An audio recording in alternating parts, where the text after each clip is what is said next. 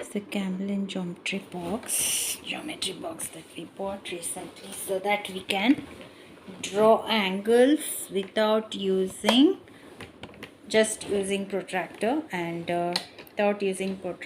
just using the compass and the scale. So for that we bought this geometry box. So this is the compass. Where we have to put the pencil. This is the pencil. Then we have the divider. This is the divider. Then we have the scale, 15 centimeter scale. Then we have pen, pencil. We have protractor, from which you can find different angles, 180-degree protractor.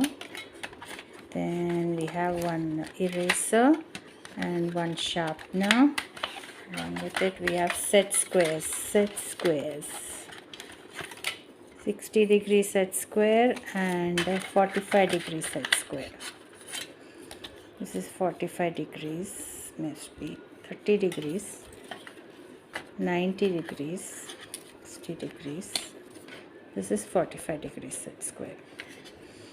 This is 60 degrees set square. Okay, so we know the parts. We put it back.